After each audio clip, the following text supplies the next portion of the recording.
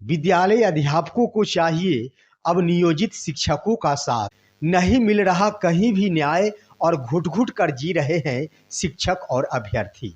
नमस्कार और आदाब आप तमाम दर्शक बंधुओं को। मैं हूं एसके चौधरी। साथियों, बिहार के शिक्षा जगत में आए दिनों एक से बढ़कर एक फरमान जारी किए जा रहे थे तमाम नियोजित शिक्षकों के ऊपर, जिसका सीधा उदाहरण है कि जो सरकार और विभाग तमाम नियोजित शिक्षकों के लिए सक्षमता परीक्षा को अनिवार्य कह रही थी, वही सरकार और विभाग अब सक्षमता परीक्षा को अनिवार्य नहीं कह रही है। जो सरकार के अपर मुख्य सचिव 3 बार सक्षमता परीक्षा में असफल होने वाले और सक्षमता परीक्षा में शामिल नहीं होने वाले शिक्षकों को सेवा से बर्खास्तगी की बात कर रहे थे, वही अपर मुख्य सचिव अब बयान दे रहे हैं कि तमाम शिक्षक अपनी सेवा में बने रहेंगे। जो सरकार के अपर मुख्य सचिव नियोजित शिक्षकों को ये कहते थे कि वो लोकल होने के कारण विद्यालय को चलने नहीं देते, इसलिए उन्हें जिला से दर-बदर किया जाएगा, वही के पाठक महोदय अब एक प्रशिक्षण सदन में बयान दे रहे हैं कि तमाम शिक्षकों को हम ऐच्छिक स्थानांतरण देंगे। जिन नियोजित शिक्षकों को बार बार अयोग्य करार दिया जा रहा था, वही नियोजित शिक्षकों को के पाठक महोदय अब टैलेंट कहते हैं और उन्हें SCERT बुलाकर सम्मानित करने की बात कहते हैं। साथियों, इसकी वजह क्या है? तो वो है तमाम शिक्षकों के जलवे और तमाम शिक्षकों का संघर्ष। जब तक माननीय के पाठक महोदय नए थे, उन्हें अंदाजा नहीं था नियोजित शिक्षकों की ताकत की और उन्हें यह आशा भी नहीं थी कि बिहार में अगर कोई कड़ा जवाब देने वाला है तो वो है बिहार के तमाम नियोजित शिक्षक। लेकिन जब अपनी एकता और ताकत के बदौलत नियोजित शिक्षकों ने सरकार के हर प्रहार को चकनाचूर कर दिया, तो अब वक्त आ गया है विद्यालय अध्यापकों का, जिनके ऊपर एक से बढ़कर एक पहाड़ ढाहे जा रहे हैं। और उनमें 2 प्रकार के शिक्षक हैं, जो कि वर्तमान में कार्यरत विद्यालय अध्यापक और भविष्य में बनने वाले विद्यालय अध्यापक। वर्तमान में कार्यरत विद्यालय अध्यापकों के बारे में हम आगे के वीडियो में चर्चा करेंगे, परंतु पहले आइए हम देखते हैं कि आखिर क्या समस्याएं हैं तमाम भावी विद्यालय अध्यापकों की, जिसके लिए जरूरत पड़ गई है तमाम विद्यालय अध्यापकों को नियोजित शिक्षकों के शिक्षक एकता मंच की, कि उनकी समस्याओं का समाधान अगर बिहार में कोई करेगा तो वो करेगा बिहार शिक्षक एकता मंच। साथियों, बिहार के वे तमाम भावी विद्यालय अध्यापक जिनके लिए एक बड़ी समस्या बन चुकी है BPSC TRE3 पेपर लीक का मामला, जिसका पुख्ता सबूत होने के बावजूद भी आज BPSC उस परीक्षा को रद्द नहीं कर रहा है। वे बिहार के साथ साथ भारत के कोने कोने से आए तमाम शिक्षक अभ्यर्थी जो गरीबी से जूझते हुए कठोर मेहनत और परिश्रम किए थे, जो अपनी मां के गहने बेचकर BEd या फिर DLED की प्रशिक्षण प्राप्त किए थे, जो अपनी संपत्ति बेचकर प्रतियोगी परीक्षाओं की तैयारी किए थे, उन्हीं तमाम अभ्यर्थियों का नसीब आज गर्त में जा चुका है। और उसका सबसे प्रमुख कारण है बिहार सरकार, शिक्षा विभाग और बिहार लोक सेवा आयोग। पेपर लीक के मामले में BPSC सबसे पहले कहा जब पुख्ता सबूत मिल जाएंगे तब परीक्षा को रद्द कर दिया जाएगा, परंतु जब आर्थिक अपराध इकाई द्वारा अंतिम रूप से प्रश्न पत्र लीक मामले का पुख्ता सबूत BPSC को प्रस्तुत कर दिया गया, फिर भी उन्होंने इसे मानने से इनकार कर दिया। लेकिन हैरत की बात यह है कि BPSC जहां इस पेपर लीक मामले को सही नहीं मान रही, वहीं 266 अभ्यर्थियों को पटना के बेऊर जेल में भी भेज दिया गया है पेपर लीक के मामले में। आखिर क्यों ऐसा हो रहा है, ये तो एक बिहार के अशिक्षित व्यक्ति भी समझेंगे कि जब पेपर लीक हुआ ही नहीं तो 266 अभ्यर्थियों को जेल की सजा क्यों सुना दी गई। ये बहुत बड़ा सवाल खड़ा हो गया है। या तो जेल भेजना गलत है या फिर BPSC जानबूझकर अपनी गलतियों को छुपाने के लिए, अपने चोरियों को छुपाने के लिए ऐसे बयान प्रस्तुत कर रहे हैं। साथियों, BPSC के ही एक कर्मचारी रंजीत कुमार, जिनका नाम सामने आता है, जिसको प्रश्न पत्र लीक मामले में संदिग्ध पाया जाता है, BPSC उस पर पूछताछ नहीं करती, उस पर नजर नहीं गड़ाती। और तमाम शिक्षक अभ्यर्थियों को मरने पर मजबूर कर देती है। आखिर बिहार का सबसे बड़ा चयन आयोग बिहार लोक सेवा आयोग, जिसने अपनी नाक कटवा कर रख दी है, कतई चिंता नहीं बीपीएससी के अध्यक्ष महोदय को और कतई भरोसा नहीं बिहार सरकार को आर्थिक अपराध इकाई के ऊपर, जिसने अपना रिपोर्ट प्रस्तुत किया और उस रिपोर्ट के आधार पर 266 व्यक्तियों को जेल भी भेज दिया। साथियों, ऐसा ये वक्त आ चला है कि जिन बीपीएससी से शिक्षक बने तमाम विद्यालय अध्यापक बीपीएससी टीचर कहने में खुद को गर्व महसूस कर रहे थे, आज वही शिक्षक बीपीएससी शिक्षक कहने में खुद को शर्मिंदगी महसूस कर रहे हैं, क्योंकि ऐसे ऐसे मामले जो पूरे भारत ही नहीं पूरी दुनिया में फैल गई।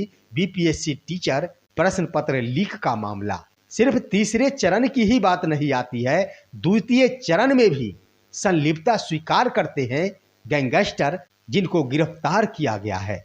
सवाल खड़ा हो गया है कि आखिर अपनी प्रतिष्ठा कैसे बचा पाएंगे बिहार में बनने वाले भावी विद्यालय अध्यापक और बिहार में कार्यरत वर्तमान विद्यालय अध्यापक। साथियों, इस मामले पर अगर सरकार की बात कह दी जाए तो सम्राट चौधरी बिहार के उप मुख्यमंत्री जवाब देते हैं कि इस पर जांच की प्रक्रिया चल रही है और जांच रिपोर्ट आने के बाद इस पर संज्ञान लिया जाएगा। लेकिन माननीय उप मुख्यमंत्री को ये भी पता तक नहीं कि आर्थिक अपराध इकाई ने अंतिम रूप से अपना रिपोर्ट सौंप दी है और पुख्ता सबूत भी प्रश्न पत्र लीक मामले में सुपुर्द कर दी है। साथियों, बीपीएससी को प्रश्न पत्र लीक मामले में संलिप्तता तो दिखाई नहीं ही देती, लेकिन बिहार सरकार को भी इसमें कहीं से भी किसी की संलिप्तता नहीं दिखाई देती। इस पर कोई भी मंत्री या माननीय मुख्यमंत्री द्वारा कोई बयान नहीं दिया जाता है, लेकिन जो अभ्यर्थी बेऊर जेल जा रहे होते हैं उनके लिए लखीसराय से एक मंत्री पैरवी जरूर करते हैं। आखिर उनकी संलिप्तता नहीं तो क्या वजह है कि ऐसे संलिप्त अभ्यर्थियों के बारे में पैरवी और फोन किया जाना? आखिर इसमें संलिप्तता नहीं है बिहार सरकार के मंत्रियों और बिहार सरकार की, तो इस पर कोई भी बयान क्यों नहीं दिया जा रहा? आखिर इसमें संलिप्तता नहीं है बिहार के एक बहुत बड़े अधिकारी की, तो कैसे छापामारी के दौरान बिहार के स्वास्थ्य विभाग के उप सचिव की गाड़ियां प्राप्त हुई? आखिर इसमें संलिप्त नहीं है बीपीएससी के कर्मचारी और पदाधिकारी, तो ठोस सबूत के बाद भी बीपीएससी क्यों नहीं संज्ञान ले रही? बीपीएससी की ओर से ये भी कहा जा रहा कि माननीय मुख्यमंत्री की राय और विचारों उपरांत ही अंतिम रूप से फैसला लिया जाएगा। साथियों, जहां माननीय मुख्यमंत्री विद्यालयों का संचालन के लिए 10 से 4 समय अवधि निर्धारित करते हैं, उस वक्त माननीय मुख्यमंत्री की एक भी नहीं चलती, और जब एग्जाम को रद्द करने की बात आती है तो बीपीएससी द्वारा कहा जाता कि माननीय मुख्यमंत्री का बयान लेना और राय लेना जरूरी है। ये नाइंसाफी नहीं चलेगी और बिहार के तमाम भावी शिक्षक और तमाम बीपीएससी शिक्षक अभ्यर्थियों को न्याय मिलेगा। इसके लिए वे सभी आशा और निगाहें लगा बैठे हैं बिहार शिक्षक एकता मंच की ओर, क्योंकि चारों तरफ से वे थक चुके हैं। किसी का कोई बयान नहीं आ रहा, लेकिन नियोजित शिक्षक अपने मामले को लेकर हमेशा गंभीर रहते हैं और जब कोई भी उनका नहीं सुनता तब नियोजित शिक्षक स्वयं अपनी ताकत और क्षमता के बदौलत अपने अधिकार को प्राप्त करते हैं। साथियों, उधर वर्तमान में कार्यरत विद्यालय अध्यापकों की भी एक बहुत बड़ी समस्या सामने आ गई है। जहां माननीय के पाठक महोदय विद्यालय अध्यापकों को बहलाने फुसलाने में नजर आते रहते हैं, तो वहीं दूसरे तरफ उनके ऊपर बहुत बड़ा शिकंजा कस दिया जाता है, जिसका सटीक उदाहरण है कि बीते 2 दिन पहले विद्यालय अध्यापकों की विस्तारित संशोधित नियमावली जारी की गई है, जिसके अंतर्गत विद्यालय अध्यापकों के ऊपर बहुत बड़ा शिकंजा कस दिया गया है। साथियों, उस नियमावली में सबसे बड़ी बात कह दी गई है कि कोई भी विद्यालय अध्यापक जो 48 घंटों से अधिक समय तक अगर पुलिस की कस्टडी में रहते हैं तो स्वतः ही उनको निलंबित समझा जाएगा। ये बहुत बड़ा शिकंजा कस दिया गया है और तमाम विद्यालय अध्यापक इस पर मुंह खोलने को तैयार नहीं है। 48 घंटों से ज़्यादा पुलिस के हिरासत में रहने वाले या पुलिस के कस्टडी में रहने वाले शिक्षक स्वतः ही निलंबित समझे जाएंगे। कभी कभी ऐसा भी वक्त आता कि किसी भी मामले को लेकर कोई ईमानदार व्यक्ति को भी पुलिस अपने कस्टडी में तीन दिनों तक पूछताछ के लिए रखती है। कभी कभी ऐसा भी वक्त आता है अपने ही पड़ोसियों से छोटी छोटी वाद विवाद के कारण पुलिस द्वारा समझौता और पूछताछ के लिए 2 से 3 दिनों तक कस्टडी में किसी ईमानदार व्यक्ति को भी रख लिया जाता है। साथियों, कहीं ऐसे जज में अगर विद्यालय अध्यापक आ गए तो संशोधित नियमावली के अनुसार वे शिक्षक निलंबित समझे जाएंगे।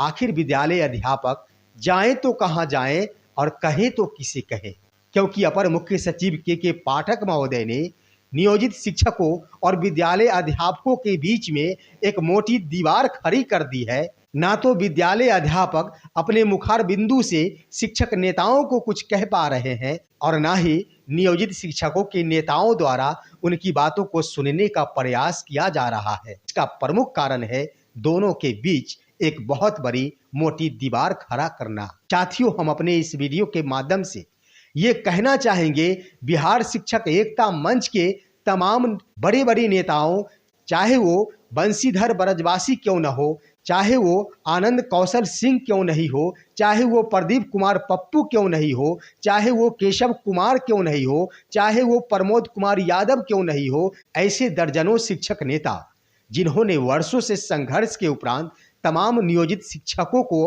अपने हक और अधिकार दिलाए हैं, अब चाहिए कि तमाम विद्यालय अध्यापकों के ऊपर भी अपने सहयोग प्रदान करे। भले वो तमाम विद्यालय अध्यापक अपने मुखार बिंदु से कुछ कह नहीं पा रहे हो। इसके क्रम में हम बिहार शिक्षक एकता मंच से कहना चाहेंगे कि कम से कम पेपर लीक के मामले में तमाम अभ्यर्थियों को न्याय दिलाने के लिए एक बयान अवश्य दिया जाए और ये अवश्य कहा जाए कि पेपर लीक के मामले में तमाम शिक्षक अभ्यर्थियों को हम उचित न्याय दिलाएंगे। बिहार शिक्षक एकता मंच उन तमाम अभ्यर्थियों के साथ है, क्योंकि ये सभी भी भावी शिक्षक हैं और आने वाले दिनों में विद्यालयों में कार्यरत होते हुए एक शिक्षक बनेंगे।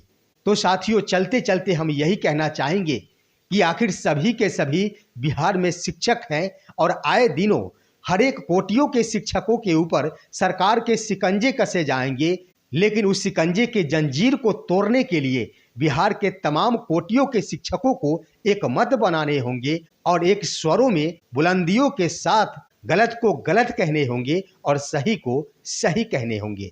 साथियों, आप सभी हमारे इस वीडियो को लाइक करेंगे और इस संबंध में आप सभी का क्या कहना है एक कमेंट अवश्य करेंगे। हमारे इस वीडियो को तमाम दोस्तों के पास शेयर कर देंगे। हम फिर मिलेंगे आपसे अगले वीडियो में। तब तक के लिए कहते हैं जय हिंद, जय भारत दोस्तों।